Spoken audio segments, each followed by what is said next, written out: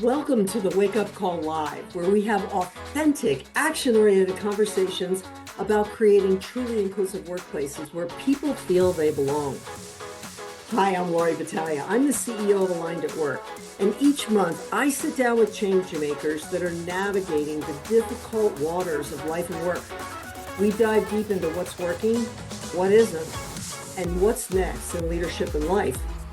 It's about real people and real impact. I invite you to be part of the conversation.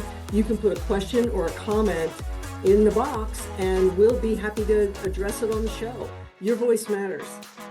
I can't wait for you to meet today's guest. Okay. And I am keeping an eye on LinkedIn because I didn't hit the go live button until the last possible second.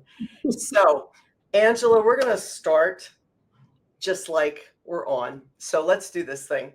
Okay. Right, do it. Okay. So folks, we had some technical difficulties and we created a second event. And just in case that event is not live right now, we're just going to go and you'll see the recording afterwards. So thanks for hanging in there with us. I'm Lori Battaglia. I'm the CEO of Aligned at Work in Scottsdale, Arizona. And we work with organizations, corporations, nonprofits, you name it. And we help them to really create those cultures where belonging is real, that people actually want to come to work. And we do it in a number of ways. But I am really here to highlight the work of Angela Garman today. So Angela and I have known each other for probably about 10 years, which is about the time that both of our businesses have been around. We met at NAWBO, the National Association of Women Business Owners in Phoenix. And Angela and I just kind of crossed paths when we were networking. We've actually done some work together. I've worked on a contract under Angela as a subcontractor, and we're always looking for more ways to work together. So Angela, tell us a little bit about your background and how did you get into doing the work that you do at ARG Coaching and Consulting Group? Well, good morning, everyone. Welcome, welcome. Super excited to be here. So just a little bit about me. I grew up in the hospitality industry, literally. I think I started there maybe when I was like 19. And I just spent most of my career climbing up the ranks. My background is in finance. I have a Six Sigma green belt. And so one of my biggest accomplishments in the hotel industry is I rolled out a project that saved the Phoenician $1 million. It was a food and beverage project. Yeah, it was my first year as a Six Sigma green belt. Saved them $1 million. We rolled it out at another resort, saved them $250,000. It became an area best practice project and a national best practice projects. And what I learned over my time in the hotel industry is that people will naturally resist change. And when they're faced with change that is too difficult, they will either fight, flight, or freeze.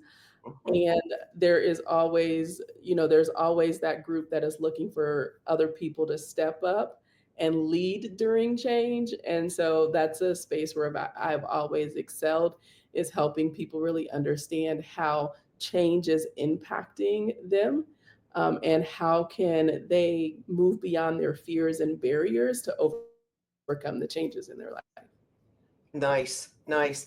And I imagine that you didn't just jump up out of bed one day and say, like, I'm going to start a business. So we didn't really discuss this in the pre-conversation, but how long did it take you from the moment it occurred to you to start the business till you actually did it? Oh, Lori, that was a journey. So I was in the hotel industry, I think I want to say I transitioned out in 2012. And so it took me 4 years to start ARG Coaching and Consulting Group. But Okay. the story that I don't tell very often is prior to ARG, I actually started a company called Garmin Total Business Solutions. Oh, So corny. We made it our business to know your business. nice. That was my whole tagline. But it was also rooted in accounting. I spent almost 15, 20 years almost in the hotel industry in finance. And so when I started the business, I went with what I knew, which was accounting. And I quickly learned that accounting is something that I did, it wasn't something that I loved. And so I was going through this crazy chaotic season in my life right around 2014. And I ended up going to a coaching program. And in that coaching program, I learned that one, I hated accounting. But two, Not alone in that. I've run into others too. so you see, and then I also learned that I wanted to do something that was more purpose driven and something that really fueled me. And when I look back over my life, it was then that I realized that I was great at managing and navigating through change. And so that's when I started ARG Coaching and Consulting Group. Okay. Okay. So it took me 22 years. So Oh, that's why I like to ask the question. It took me 22 years because I was sitting in my bank got shut down by the government, my savings mhm, and loan. mhm, And I thought, boy, I could do this better. mhm. And there was a business opportunity. We were a small savings and loan, but in the small category, we were a large small savings and loan. We weren't the 60-person Okay. one, we were the 250. And so Mhm. I was helping others. I had been pushed kicking and screaming into training, a job I did not want to do, which is now Mhm. my life. And I ended up having to take a regulation, the one about bank holds, translate it, and then have other small savings loans come in and learn from what I had figured out. Mhm. And I'm like, hmm. So then, all the reasons, and they're all financial, that you don't do it. But it Yeah. sounds like you've had two businesses. Mine was Living the Dream Coaches LLC, Mhm. which then evolved into Aligned at Work when it was no longer a side hustle, and I finally left my job. So, Yeah. Yeah. I wanna say I started the Garment Total Business Solutions in, like, 2014 or something like that. okay. No, 2015. Yeah. Okay. So it was short-lived. Yeah. A little tip in there, like, that's not it. Yeah, it's like, you know how you feel so anchored to something, like, it just feels like a Yes. weight, and Yes. that's what that company felt like. It felt like a complete weight. It just did not make my heart smile at all, Yeah. and so it's like, "Yeah, we're not gonna do this." Well, it occurs to me that when I see you, you're usually smiling Mhm. unless somebody's done something, but that's a whole other story. Yeah. Same, same. I can usually read, what's going on there. But it's, I wanted to have you in this conversation because it's Black Business Month, Yeah. and I feel like you're one of a couple of people that I know who Mhm. have actually not only built your own business, but then said, "How can I bring others with me?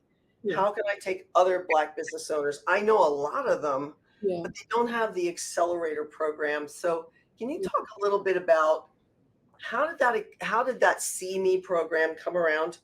How Yeah. did you get the guts to go for the grant and make it all happen? So, Yeah. kind of walk us through that Yes. process.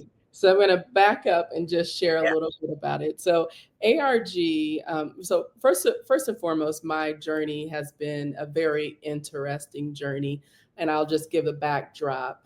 So started in 2016. I literally did not have any revenue for close to a year, right? I mean, like I had very little revenue, but I was still determined to make my business happen. And one of the challenges that I had was actually gaining access to decision makers. Mm, It was also trying to figure out how to navigate this space of entrepreneurship. You know, I started the business because I was passionate about it. And most often than not, we start, especially women, we start yes. businesses because it's passion, we're passionate about it, or there's something that's kind of fueling that Yeah. wanting to care for other people, right? Right. So I started this business and I had this huge vision in mind to connect with corporations, to connect with government entities, and I just didn't know how to do it. And so, when I look back over my journey, Lori, I didn't have anyone to help guide me through the process. Right. And so as I started to make revenue, as I started to make connections, um, I just wanted to be I wanted to be that conduit for other business owners. Yes. And so I really have shaped my business model for ARG Coaching and Consulting Group. I've shaped my business model to to bring in other WBEs, women business enterprises, and also MBEs, minority business enterprises. Yeah. So I'm always looking. My personal thought process is, hey, if one of us rise, we all can rise at the same time. And Hmm. so I keep my business model very lean to where my overhead is low. And the way that I'm able to do so is to really expand out by inviting other women businesses in, going back to your comment, like yourself, Yeah. to fuel my contracts and to fulfill that journey. So I really align with women and minorities that really align with my own personal values and my Yeah. business values. So Yeah. a really strong bench strength from that perspective. Now, ARG Cultivators Community is the nonprofit that I started. Hmm. And under ARG Cultivators Community, we host the See Me program, which is social and economic equity for minority enterprises. Hmm.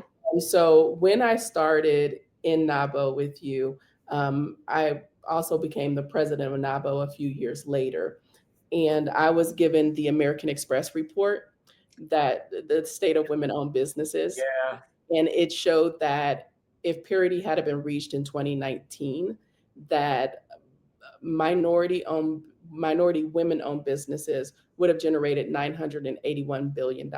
And if parity had been reached for Black women alone, it would have been 522 billion. Wow. And so Dr. Pamela Williamson of Webeck West, prior to me starting my presidency at NABO, she's like, well, that's fine and good, Angela, but what are you going to do with it? Yeah. And so when I had transitioned, or as I was transitioning out of my presidency for NABO, COVID happened. Yes. And so we had to transition NABO to this virtual setting. And at the same time, I had to transition my business to this virtual setting. But we were one of the very few chapters that kept Yes. that kept moving during Going. COVID. Yeah. And so it was during that time that Black owned businesses had started shuttering at 40% greater than our white counterparts. And that's what led me to start my nonprofit. Got it. When I started that nonprofit, it was truly just to create awareness around the disparity gap that existed. And I wasn't expecting to get a grant for a number of years because it's highly unlikely that a nonprofit gets awarded $500,000 at inception. And so it was just timing, right Mhm. place at the right time. I had built out a very strong network. And one of the ladies in my network said, hey, Angela, here's a grant. You should apply for it. And Wow. applied for it, got accepted clearly. We were funded for about 3.5 years, continue to be funded, but we were funded for about 3.5 years, about $1.5 million to build out this program. And we were able to serve 100 Black owned businesses in the 3 years. And what I'm most proud of is that the businesses saw about a 55% increase in net profit overall. Nice. They connected to government agencies, they connected to corporations. Many of them continue to thrive and continue to scale out to this day. So super proud of the program and the impact that we were able to make. And so that program was designed to create visibility and opportunity for Black owned businesses. And just to kind of put another little caveat here, and I'll stop. But the American Express reports showed that for women and in particular minority-owned businesses, there were three things that really impacted their growth, and that was access to decision maker, access to resources to scale properly, and then access to capital. And Hmm. our program gives them access to capital. It makes those introductions. And then, of course, it gives them those resources to scale. So we were very intentional about how we positioned it. And we work with the community Hmm. because we believe that we have to be part of the community. The businesses or the community has to know that the businesses are there in Hmm. order to make those connections. Got it. So you're still seeing the ripple effect of that program when you watch Yes, businesses grow, and yes, that yeah, that is so. It's such a good feeling when it when is. you mentored somebody or they're in a formal program and then they keep on going. Yeah, yeah, Yeah, it truly is. Yeah, yeah, it's been a great experience, and not only just, it's not just the fact that we're able to support so many businesses themselves. It is the number of lives that are actually being touched, because when one business thrives, that means that everyone around them, their community is thriving. So that's what I'm super excited about most. yeah, It's yeah, it's not a one and yeah. done. I love the ripple effect, the whole thing. And you are a certified business with WeBank. You mentioned Dr. Mhm. Pamela. Yeah. Um, Tell folks a little bit about what that program is like. And I know you have worked it because here's what I think. I talk to people all the time and they're like, I just don't, there must be a magical way to get in there. I see other people that Mhm. are my peers that just get the handshake in. And I'm like, I don't think that's ever happened to me. Like, I don't think it's ever happened to me. So, is there a magical thing that you can do? And let's say I get certified tomorrow. Am I automatically going to get business out of that certification? Let's talk about that. There is nothing magical about it. Thank you. There is nothing magical about it. I think that we judge people off of the millisecond that we walk into their lives, Yeah. but truly it is a journey. So We Bank, just for those that are listening, it stands for Women Business Enterprise National Council. And so they are the largest certifying agency for women businesses. And their primary goal is to close the connection um, for corporate for corporate procurement opportunities. Hmm. And they certify that that your business is at least 51% owned and operated by a woman. Hmm. And so when you say, is there anything magical about it? No, I've been part of it since I want to say 2019. Hmm. And so you really have to go into your certification with some type of a strategy for growth.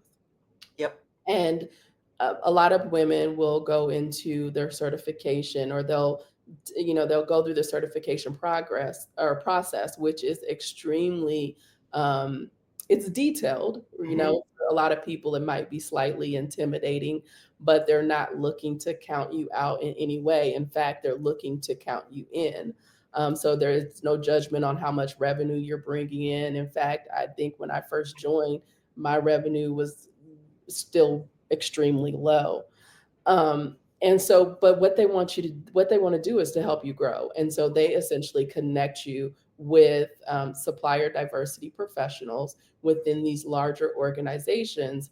You, as the woman-owned business, you make those connections and you start to build out those relationships, introduce what you do, figure out what's going on within their organization and how your capabilities align with their organization so that you can begin to work with them.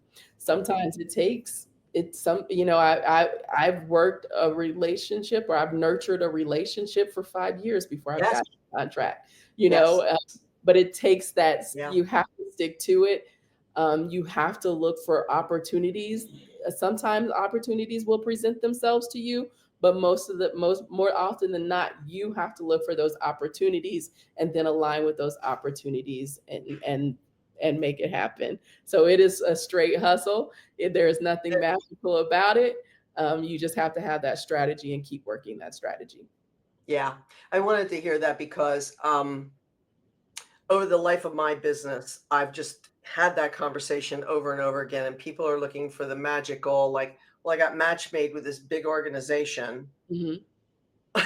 And it's like, oh, there's a lot of relationship building, Mhm. nurturing, staying in touch with supplier diversity, and then waiting for the right opportunity to come up because not all, they're out buying widgets as much as they're buying your services. And so it's a And yeah, and Lori, you and I are in a the same type of Yeah, industry. I provide leadership coaching, I provide leadership training, strategic planning. In fact, you won a contract. We went out for the same contract.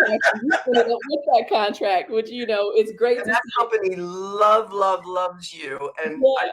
yeah, yeah, yeah, So it's super yeah, exciting. I wasn't gonna bring that up, but yeah, we did. No, we should bring that kind of stuff up because I think that it's important, to know that, we do have healthy competition. And sometimes it might be someone in your circle and you could still love that person. Yeah, You can still cheer them on, yeah, when they get the contract and you don't. And I think that it's great to have people like, you and I that are connected, so that, hey, if I don't get the contract, you get the contract. Hey, tell me what happened. You know, that's yeah, we have these true transparent conversations with each other. And I think that in business, there's not a lot of those conversations that going on. And mhm, so, I think nurturing relationships are truly important. mhm, But also as it relates to certification or any type of strategy for networking, um, Lori, I think showing up is very important. mhm, Because when you get certified or if you join some type of member-based organization, it isn't enough just to sign up or to get certified. You have to get involved. You have yes, to be actively involved, engaged, so that people can get to know your business and understand who you are, what you bring to the table, and most importantly, are you going to be around in a year or two? Because that's small part of it. businesses fail within the first couple years, and the last thing they want to do, especially from a corporate perspective, is to do work with you, or go to do work with you, and then you're no longer in business. Yeah, I had a conversation right after I left Wells Fargo with a person who's a friend and has been on my bench now that she's retired out of there. And she put her corporate hat on with me and said, "You need to be big enough so that it's not just you. Yep. And we're not going to hire you if you can't sustain this program that you're selling us." And I really don't want to hear it at that time. But yeah, Yeah. and we do have a question to be answered. So Okay. Janice Litvin hi Janice, wants to know what's the best strategy for building relationships with a new prospect with whom you're registered through the supplier diversity people. Uh-huh. So So and what is the best that's strategy? yeah, what's the best strategy to build that relationship with somebody that you just met? Well, one first and foremost, I would just say get to know the corporation, what their needs are. I think that supplier diversity is a great pathway to that knowledge, to understanding how you can align your services, with the company. So, from that perspective, generally speaking, when I'm first connected with a supplier diversity professional, I usually ask to get on their calendar just to make that initial, you might meet them in passing in a networking event, but Mhm. I would definitely try to get on their calendar for a call. I will always ask them what is the best cadence for them. So Mm, if we're not able to do business right away, which generally speaking is the case, but what's the best cadence? Like, can I connect with you on a quarterly basis so that we can talk through, are there any upcoming RFPs? The other thing that I would also say to Janice is understand how the corporation, procure your services. mm, So, for example, you and I, our services, Lori, mhm. often don't go out to bid or to the RFP Right, process. Um, right. more often than not, a particular department or organization is looking to seek training. And so Mhm. might just purchase our services under the threshold of what the True. RFP process is, right? And so you want to start having those conversations with that supplier diversity professional to find out, are your services typically going out to the RFP process, or is it something that that happens on a director or management level? Um, Mhm. Once you get to know that, you can also ask them for a soft connection or introduction as you're building out those relationships. I always tell them that a great connection for me is human resources or talent development. And then Mhm. that way they know how to connect me. Another great resource for me, which is also a low risk connection in many corporate eyes, Yeah. or corporate buyers' eyes, is their employee resource groups. Oh, yes. A Mhm. low risk connection, Yep. and they're always looking to bring in speakers, Mhm. facilitate conversations with their women's groups or one of their other diverse groups within their organization. And they see that as a low risk. And so Mhm. that's a great way to bring me into the conversation, but it's also a great way to create exposure for me. Yeah. And so those are some ways that I've been able to strategically build up. So those are some, if Janice wants to Yeah. dive into something else deeper, tell her, Yeah. drop it in the comment, and we'll definitely go into it a little bit further. But Sounds I good. would definitely just say stay on their radar so Mhm. that so that when those opportunities present themselves, and then all the other piece that I would say is make sure that you have your capability statement and make sure that you're giving that capability statement to that supplier diversity professional and asking for feedback. Is it clear? Yes. Um, who can you connect me with? And then there was one more thing that I was going to say, but I think it escapes me right now. But if it comes back to mind, then I'll let you And know. I want to add on to that because I was making some notes here and looking around. And by the way, I want to ask everybody that is seeing us on LinkedIn, can you put any comments or questions that you have in the chat? And then they will pop up on my screen. If you see me looking around, I'm trying to look at all the things. Uh-huh. She said, great answer, Angela. Thanks. So after you get a gig with an ERG, how can you segue through the organization?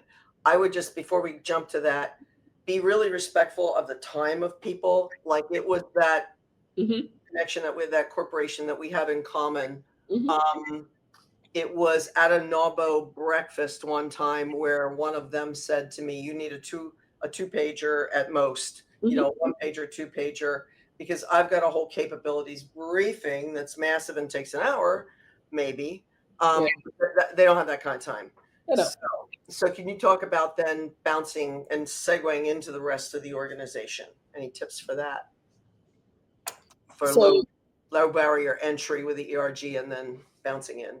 yeah. So essentially, my thoughts with bouncing in is just asking for those soft introductions. So once you've proven yourself, right, Mhm. through these low risk opportunities, you can always.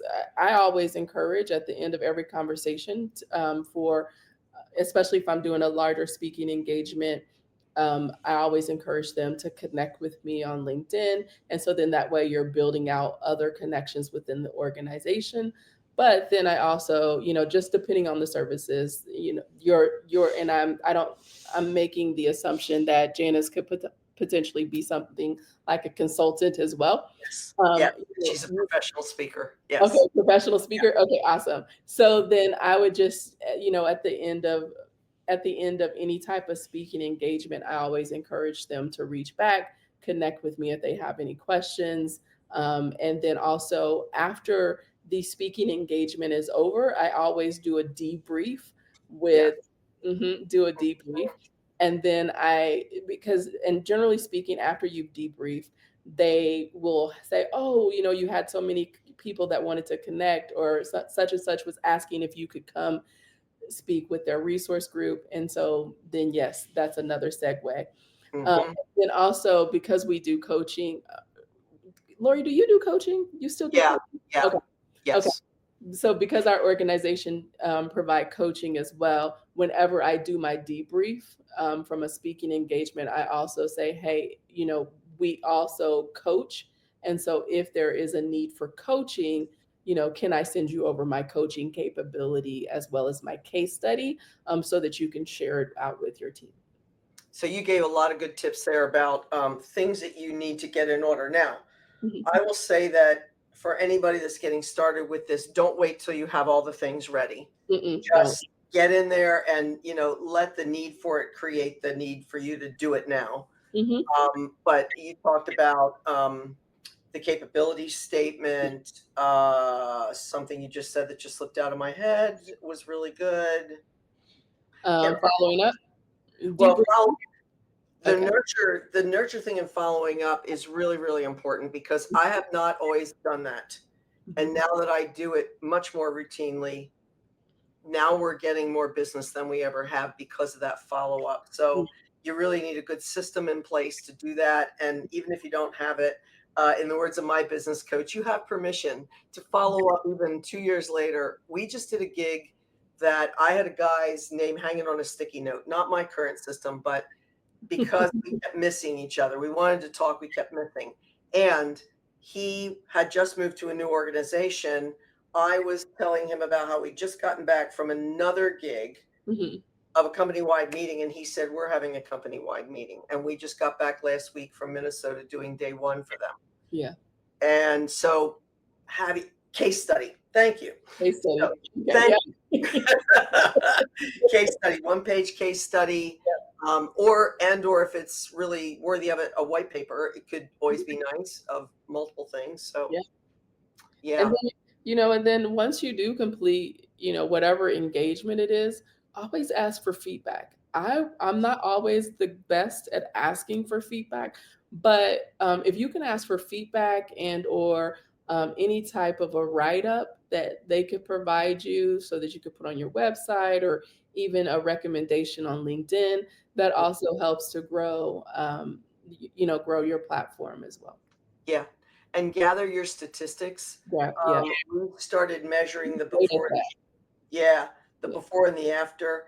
And then I will also say, because I know Janice, if you're a Talkadot user, a lot of us that do a lot of speaking use a thing called Talkadot where you get feedback and you can give a freebie and they can opt into your list and all.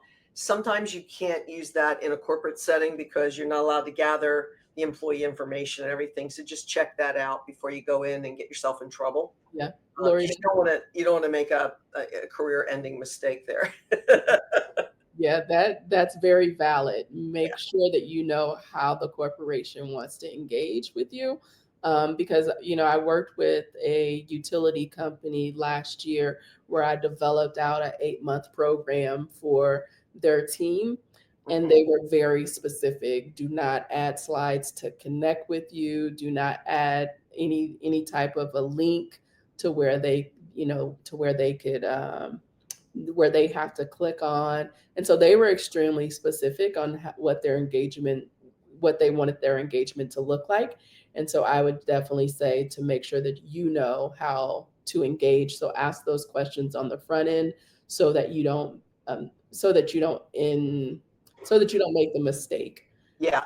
Yeah. Yeah. Yeah. You really want to be careful. You want to guard that relationship Hmm. and really put your energy into that. A lot of times people think that, well, I have this connection over here, I have a connection over there. But if you're dealing with supplier diversity people, they're part of that relationship. Hmm. So you keep them in the loop and you keep other people that you've been introduced to in the loop. And again, my business coach says, go broad. And I have experienced this where I was like, oh, I have 3 connections. Yeah, all in the same line. So new CEO comes in, picks off the top guy. Eventually, the guy I had connected with at a conference gets let go. This person who was actually doing the work and working with us was pregnant with twins and about to go out on leave as all that was happening. Hmm. Let's just say we lost touch over time, and she's now somewhere else too. Hmm. So, more generalized relationships across the organization can be helpful too. Yeah, they definitely can. Yeah. Yeah. Um, in our pre-conference, I'm going to say, in the interest of time, we're going to kind of start to wrap this up. But we talked about the gap of not getting in. I think we've covered all that. Was there anything else you wanted to talk about where people need to know this information in order to land contracts and bigger contracts and really get their business going? Yeah. The one thing that we didn't necessarily talk about was the RFP process. Yeah. So, yeah. So, this year, my strategy, or actually the last 2 years, my strategy of growth for the business has been to um, actively engage government agencies through the RFP process. Hmm. And so one of the things that I just wanted to just leave out there and just to share with everyone is to know and understand their cycles. Yeah. So, when you're working for us, Lori, and what we do from a consulting perspective, a lot of the contracts for government agencies either go through some type of qualified vendor list or the RFP that might be 5 years long. Yeah. And so, you might have just missed the opportunity Yeah. to respond to an RFP, or maybe you saw an RFP drop today and you're like, I'm going after that RFP. Oftentimes it might be late for you to go after it if you're just seeing it, Mhm. um, or if you don't have and also if you don't have the relationships with the entity, with the agency, then it might also diminish your ability to actually receive those RFPs. And so I would say get to know the agencies that you want to work with more intimately, understanding what their RFP process is. When is something going to go out to bid? What are the minimum qualifications that you need to actually go after that RFP? What size of team do you need to fulfill it? All of those areas. There's I don't know if you know Lisa, and I think I might say her name wrong. Rurik. Yes, I do. Oh, okay, Yes. sweet. Yeah. Yeah, Yeah. that's sweet. Thank you. Yeah. But she has this go no go type of worksheet that she used to help people with RFP I success. didn't know that. That's Yeah, cool. yeah, That's her business. yeah, Landing it RFPs for you. is. That's Yeah. her. And so I say that to say that, understanding whether or not it's worth your time and effort to go after an RFP is also very important. So to create your own go, no go worksheet, to where you can actually see how you align with the agency's requirements before you step out and apply. Because it Oh, can take it takes almost sometimes, weeks weeks to of weeks. time you will never see again. Yeah, Yes. and you're not paid for that time, Yeah. but if you land a 5-year contract, then it's definitely worth it. But if you're spending weeks and you're constantly getting declined or passed over for those RFPs, then you wanna make sure that you understand, Yeah. what you need to do. So I have an Apex counselor, Lori, she's amazing. Mm. So I would always say, I tell people to connect with Apex, connect with SBDC, connect with those free resources that Mhm. help you engage with government agencies and make those connections with government agencies, so that you're adequately prepared. You know what would be great, Angela, when this event is done, if Mhm. you could go into the comments section and put some of those connections that you recommend, that would be fantastic. Yep, yep. Because there is a lot of free and low cost help out there, Mhm. even from the time it's a glimmer in your eye, Yeah, all the way through, I'm ready to scale, now what? I mean, yeah, there's a lot of good resources, especially in the Phoenix area. there Um, are. startup, it's a startup town. It's an exciting town. I say town, but it's the fifth largest city in the United States. But nonetheless, Yeah, it's understand. a fantastic You say that, but so understanding that what the state cares about is extremely important. It is you started with this Black Business Month. Sometimes as a business owner, some people will lead with their blackness, which is great, but Arizona is race and gender neutral. They don't necessarily care about yeah. race or gender, Mhm, and knowing that is extremely important, mhm. because when you're going out to RFPs, positioning that first it probably will not benefit you versus some of the other states that actually focus on, making Yeah, sure that minority-owned businesses are growing. So right. knowing that, our state focuses on small business enterprises is Mhm. very important for your growth. Yeah, and that's an important point is know what they're after and fill that need or lead with that. Yeah. That's even good advice in looking for a job, Yeah. a job, as we like to say in the entrepreneur world. But if you know what they're looking for and what they've kicked to the curb, you might be leading with what they kicked to the curb already. That will get you looked at faster. Yeah. And Lori, for everyone that's watching, I would just want to say as well is, we've all started these businesses with more than likely a huge vision in mind. Mhm, So don't play small. mhm, Figure out how you can play bigger. Figure out how do you get yourselves in the doors that you want to be in, mhm, and how do you begin to position yourself accordingly. I believe that every small business can work with the large organization. You just have to find the right fit for you. And don't be afraid to start off small mhm. and work your way up to those larger to those larger contracts. Yes. And you and I both have large networks of people, Mhm, and I think we're both connectors. We get our jollies mhm. when other people are successful. Yeah. Finding the right person, that's that niche person for that one thing, Mhm, was the only reason that we landed that one contract that you referred to, was because in a random conversation, mhm. that this person connected me to this person, and he said to me at the end, "You've been so helpful to me. How can I help you?" And I Yep. said, "Well, you don't happen to have," and I described the magical unicorn that they were looking for. Mhm. And he said, "Yeah, I think Yeah. my wife knows someone." Yeah. And that person just happened to check all the boxes, Mhm. and that's what they were looking for. Yep. And if it was left up to me, I wouldn't have landed it either. But because I randomly answered that question, and he thought of her, then I brought her in. Yep. Most of us, if people don't know that are watching, when you scale, you oftentimes, you're not scaling with employees, you're scaling with other contractors who probably have their own business, but they come in under your brand Yep. and they do the work as a subcontractor while you take the profit for Yeah. yourself, Yeah. because you are putting in an inordinate amount of time and have that relationship and your business to keep it running, and Mhm. you're taking all the risk, Yep. and they Yep. aren't. So Yep. they come in more in the contractor role, and that's how we scale our businesses, is through our networks. Yeah, that's contracting and subcontracting, right? Or Yep. tier 1, tier 2 opportunities. And Yeah. so I tell people all the time, I built my business through another WBE.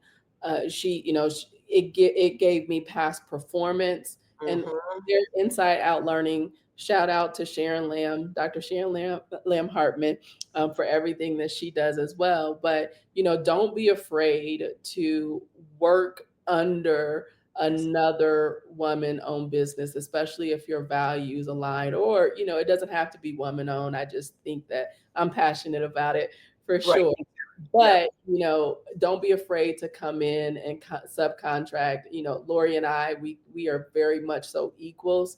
And I'll be a tier 2 under her anytime you call me, I'll Yeah. be there, and vice versa. Yeah.